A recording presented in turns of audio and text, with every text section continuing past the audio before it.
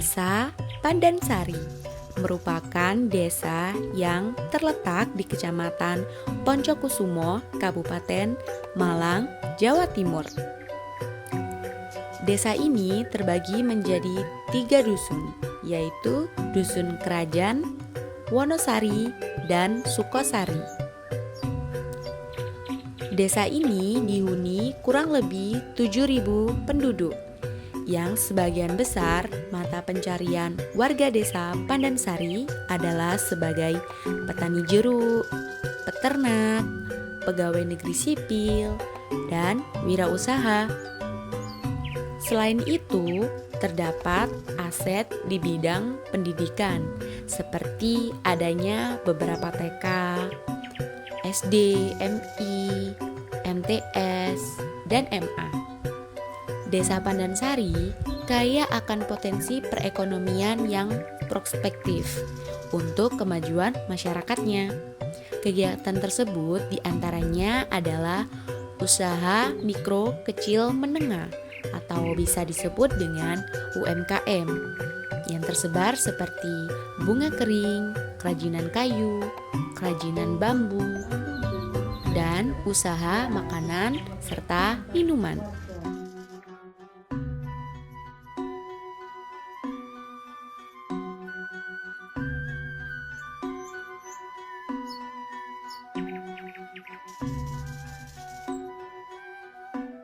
Permisi, dengan Bapak siapa? Saya Dedi Setiawan. Untuk kerajinan bunga kering ini sudah berdiri sejak kapan, Pak? Sudah mulai COVID itu. COVID berarti mulai dari itu 2019 ya? 2019. Iya, mulai dari 2019. Sampai tahun sekarang udah 5 tahun. Udah 5 tahun. Untuk proses pengolahan dari bahan mentah sampai produk jadi itu kira-kira berapa lama, Pak? Dan prosesnya itu bagaimana? Kalau daun biasanya kalau daun seperti ini ya, mulai dari basah sampai kering itu 1 minggu. 1 minggu. Kalau ini kita sudah beli kering ini. Oh, sudah beli. Ini dari orang suku Tengger ini, dari Bromo ini. Dari Bromo. Untuk keunggulan dari produk bunga kering itu apa aja, Pak? Unggulannya mungkin tahan lama ya, mungkin ya. Tahan lama itu aja mungkin ya, gak gampang rusak, bisa bertahan sampai 5 tahun, 10 tahun. Biasanya pesanan kayak gini itu digunakan untuk apa aja, Pak? Ini aksesoris sama dekorasi. Dekorasi rumah, Iya, iya, pernikahan. iya. Untuk pemasarannya di sini sendiri itu gimana, Pak? Kita jualnya lewat online. Lewat online? Iya, Online lewat di Shopee, Tokopedia, Lazada, TikTok, Oh, semua, iya. Kalau toko offline ya di sini tuh.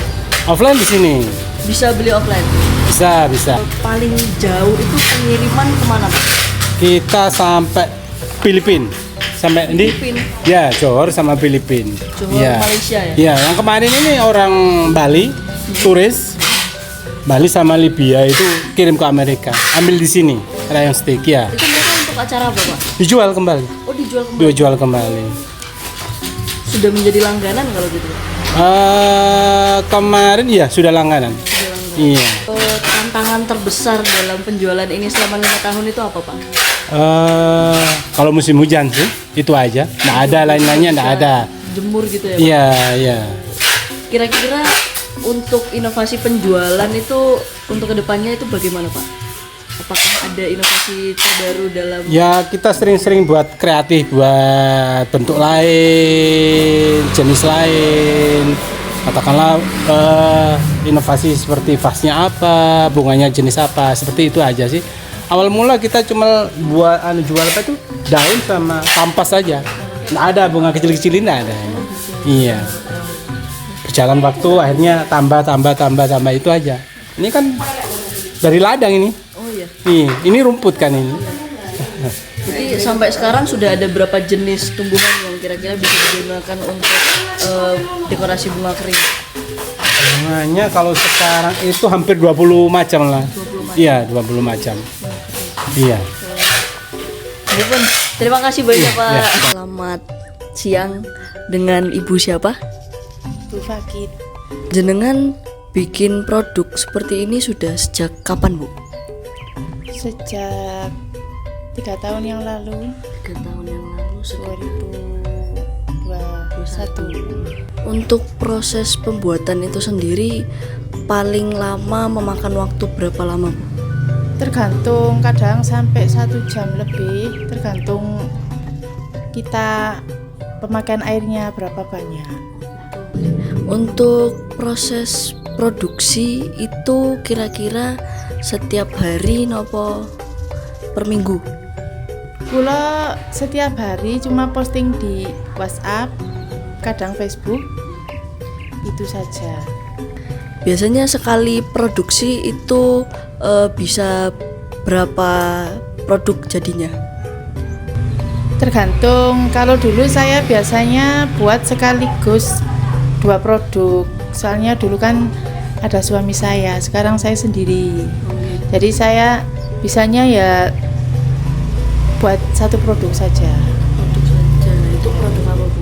Produk misalnya jahe saja. Nggih, 1 hari gitu. 1 hari. Besok baru Kunyit seri jahe. gitu. Biasanya berapa pieces? Biasanya kalau jadinya Nggih. 1 kilo itu biasanya susutnya kadang 1 on. Pembuatan gula 1 kilo, jahe 1 kilo itu kadang susut 1 on, kadang setengah on, nggak tentu, tergantung pembuatannya. Kalau dalam 1 produk ini butuh berapa kilo? Kalau yang ini isinya 250, seperempat kilo ini 250. Untuk keunggulan dari produk ini sendiri itu apa, Bu? Biasanya sampai 3 bulan saya paling lama, tapi belum sampai 3 bulan sudah habis. Tergantung saya buatnya nggak terlalu banyak, jadi langsung habis buat lagi, nggak nyetok banyak. Untuk pembuatan produk ini itu apakah Ibu ngestok sendiri atau sesuaikan dengan pesanan? Biasanya saya buat sendiri. Kalau nanti ada yang pesen ya saya buatin lagi. Biasanya begitu. Stok seadanya biasanya. Untuk pemasaran produk ini itu di mana, Bu? Saya cuma jualan di HP saja ini, via WhatsApp sama Facebook. Enggak ada di Toko? warung, enggak. Toko offline gitu? Enggak ada. Seadanya saja. Untuk pesanan itu selama ini paling banyak itu mencapai berapa pesanan, Bu? Enggak tentu, soalnya kan biasanya kesini pembeli.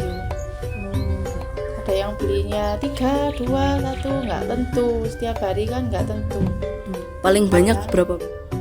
Paling banyak ya beli 4, ya 3, itu paling banyak gitu. Berarti untuk konsumsi sendiri ya, Bu ya? Ya, konsumsi sendiri. Tantangan terbesar dalam menjual produk ini apa, Bu? Kalau saya sih tantangannya membuatnya yang susah ini. Pembuatannya kan susah yang kunyit ini. Berarti pernah beberapa kali gagal? Pernah beberapa kali gagal, nggak sampai saya jual ya pernah saya pakai sendiri. Berarti untuk tahapan produksi ini jenengan masih sendiri ya, Bu ya? Belum ada pegawai atau apa? Nggak ada pegawai, saya semuanya sendiri. Buatnya cuma sedikit-sedikit, nggak banyak. Mungkin jenengan ada inovasi terbaru untuk penjualan produk terkait dari produk ini sendiri di masa yang akan datang gitu? Saya juga kepingin dirubah bungkusnya ini loh, saya kepingin berubah yang apa itu, yang kemasannya bukan plastik, ada yang itu warnanya coklat itu loh. Ya pos, tapi yang pingin kayak bumbunya jamu kayak begitu. Iya. Plastiknya kemasannya bukan yang ini, kan keras ini. Kalau di gini kan sobek. Itu berarti inovasi yang mungkin nanti ada perubahan di produk ini ya, Bu ya? Kepinginnya seperti itu, tapi ya nanti dulu. Permisi, dengan Bapak siapa? Bapak Ja'far Asrul. Sejak kapan jenengan membuka usaha kerajinan bambu? Sejak tahun 2015. Untuk proses pengolahan dari bahan mentah menjadi produk jadi itu bagaimana, Pak? Pertama pemotongan bambu di lahan, kemudian dibawa pulang, dipotong-potong sesuai ukuran, dan dibagi ke orang-orang di kampung untuk dikerjakan dicacah seperti ini. Kemudian bawa pulang lagi, proses lagi di pabrik kembali. Biasanya produk kerajinan bambu itu digunakan untuk apa, Pak? Untuk buat tusuk sate, cilok, sosis. Bagaimana jenengan memasarkan produk kerajinan bambu ini, Pak? Untuk pemasaran biasanya ada pengepulnya sendiri dan saya kirimkan ke toko-toko di Malang. Pemesanan dan pengiriman terjauh itu pernah sampai kemana, Pak? Masih lokal, Mbak, masih sampai Surabaya, Pandaan, Sidoarjo. Untuk tantangan terbesar dari penjualan produk kerajinan bambu ini apa, Pak? Cuaca, Mbak. Cuaca kalau musim hujan keringnya lama, Mbak. Banyak saingan, Mbak. Kira-kira produksi dalam perharinya itu bisa mencapai berapa tusuk sate, Pak?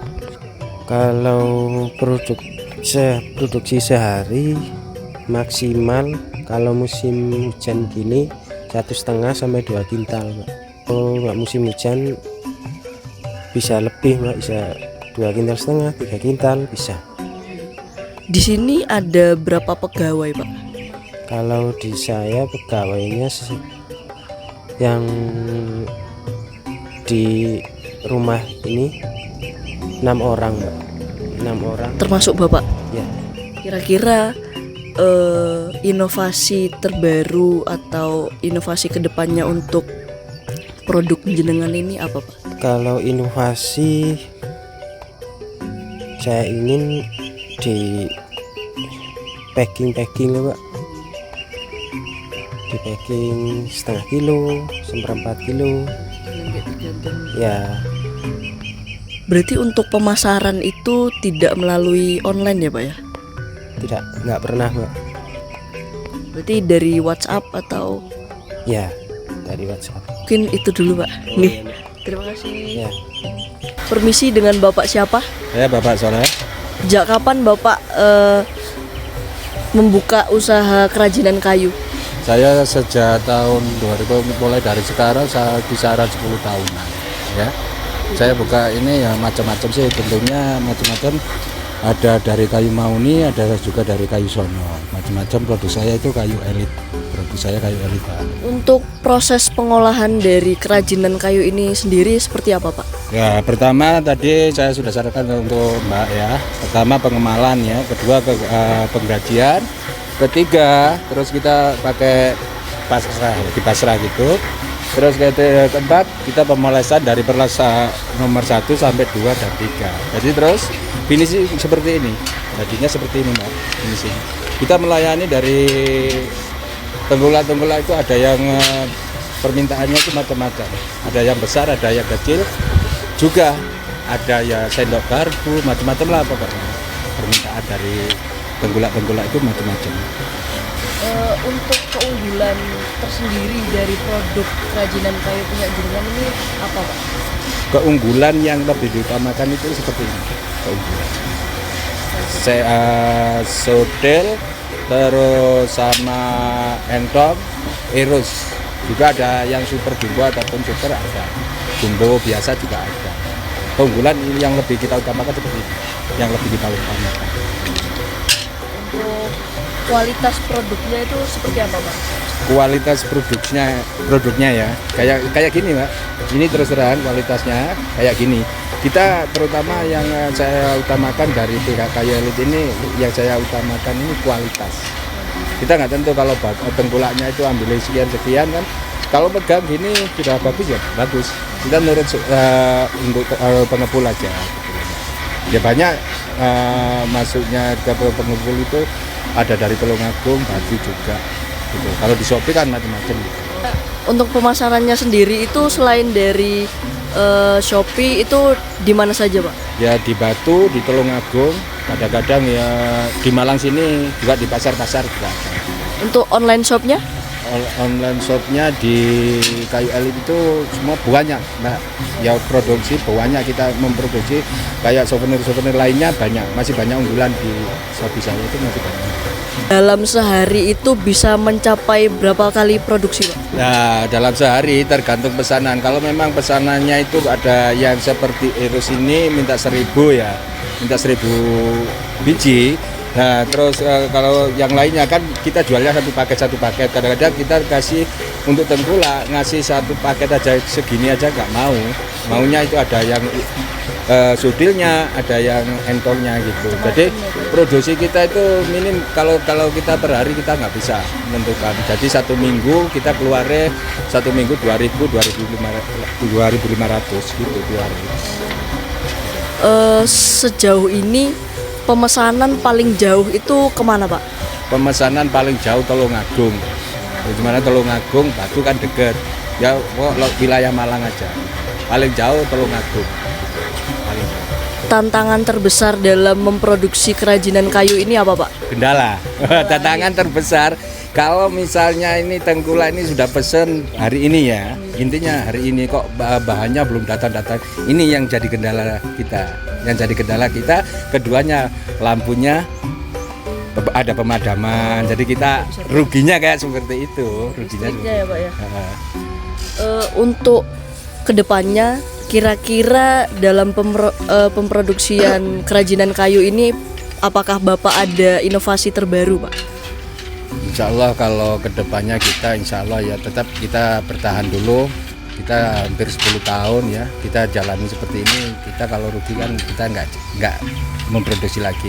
Insya Allah dalam harapan seperti ini kedepannya adalah pesanan baru-baru yang lebih unik juga, itu bagi saya seperti itu. Yang penting kita lancar gitu, bisa bayar pekerja dan untuk makan, bayar lampu semuanya pokoknya gitu. Kedepannya seperti itu saya. Untuk saat ini ada berapa karyawan, Pak? Untuk saat ini ada 4 karyawan sih, 4 karyawan, biasanya ya ada 6 gitu loh.